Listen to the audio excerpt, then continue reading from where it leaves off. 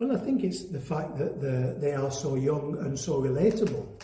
They're relatable to the young people because they feel very much of our generation. You look at saints of the past and they always seem to us of generations long gone.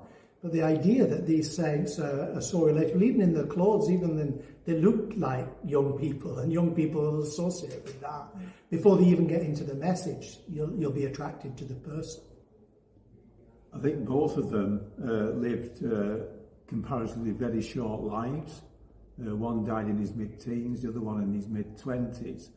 And there are saints of centuries gone by who lived short lives as well, but are seen to have made an impact beyond the town that they were brought up in or the country that they lived in. They have become, I think as someone said, international saints. So the lives, once we get to know a little bit more detail about them, can perhaps give us a sense of their position really in a worldwide church that we all belong to, but they have a particular gift to offer us in the way in which they lived their lives, and short as they were in the times they lived. Well, it's been a few days coming because we decided we were going to put on the exhibition for his canonisation. So obviously the canonisation was delayed, so we had more time. So over August we were getting the printing and the boards ready. But there's been an excitement in getting the place ready for today. And I watched with some of the parishioners canonisation this morning before our Mass, and it was very moving to think that we are connected with the universal church in this feast today, and what we've done, celebrating the evening prayer and having the relics here, very much felt part of all that was going on in Rome today. And I think that was palpable. For our Mass on Friday, when the Archbishop came, one of the visitors said during the Mass for her, it felt as though time had stood still. And that was an amazing thing for one of the visitors from another parish who said that.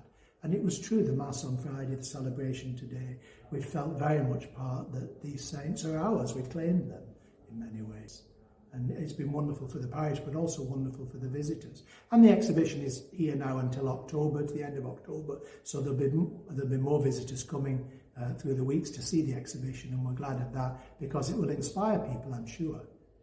We had from Cardinal Newman School, we had from St Gregory's School, and from our own two parish schools, St Bridget's School and St Stephen's. So it was lovely. They had delegation from all of the four schools, and they met the Archbishop afterwards, and they came to see the exhibition. But it's only a taste. They're all coming back. They're coming back in different stages and for different days to see the exhibition properly, but they were representative at the Mass of their schools. Yeah, I think it helped to connect us with what was happening in Rome. Sometimes when things are happening on the other side of the world, we can feel disconnected, but with the help of the media, that's one way of connecting us. But I think having sung evening prayer and a short period of adoration and benediction, it draws all of us then into the celebration. I just think one of the things that comes out of it for me, for all of us of any age, is that the Eucharist, the Mass, unites us with people close by and also those far away. So I think it's a real kind of encouragement for us to pray, to celebrate Mass, and also to spend time quietly in front of the Blessed Sacrament, just to be there, present, knowing that Christ is present to us. These things are ongoing. We need the eyes of faith to see them, because in our modern world we're all busy, we're all rushing different directions, we're missing the miracles that are around us each day. And it's to stop, to reflect, and to actually see the miracles that are around us each day. I mean, Carlo Acutis collected all these Eucharistic miracles from the different history of the church, from the global church. But for him, every Eucharist was a miracle.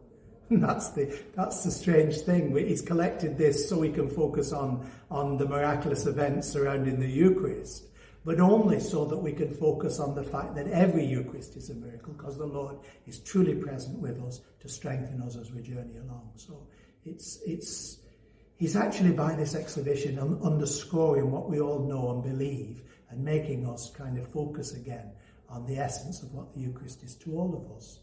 and that will be a great thing for the whole church. For me, just chatting with people as they were leaving church this afternoon, they were sharing the joys of their lives, but also the sorrows too.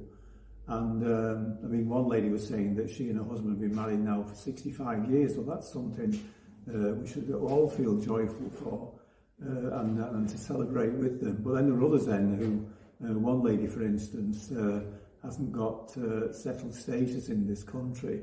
She's come from a place in the world where we heard of years ago, where there was lots and lots of trouble and lots of violence and suffering, and she's never been back home, and her family is scattered across Europe. So again, you know, hearing her story.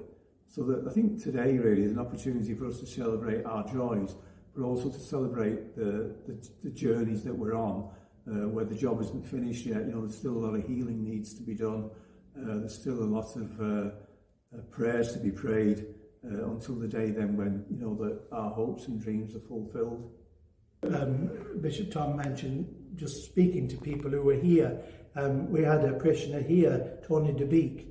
Next week, Tony is 101 years old, and the Eucharist has been his life. He's been, up until very recently, the last 10 years, he's been at daily Mass. And then now he can't come, but he was here today to celebrate the Eucharist at 101 years old, and that gives us hope that it doesn't matter what age we are, the Eucharist is the miracle for all of us. Yeah. I think for me, even though these two young people lived almost 100 years apart, and the world was very different in the early 1900s, as it's been different, as we know, in the late 1990s, early 2000s.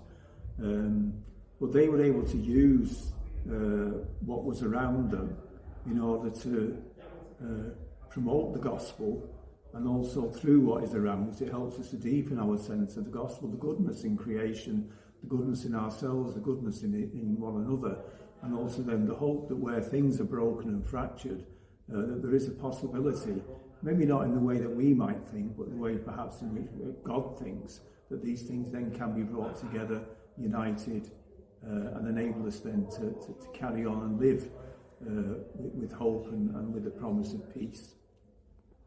And I think for me it's both of them, and the saints generally, but both Pier, Giorgio and Carlo Acutis, they knew they were loved by God unconditionally. And it's that love they try to emulate in their daily lives. And today, in a world where we have so much low self-esteem, the more we pull away from God, then we don't even believe in ourselves, let alone believe in God. But they are two saints who in our generation can teach us that God loves us unconditionally.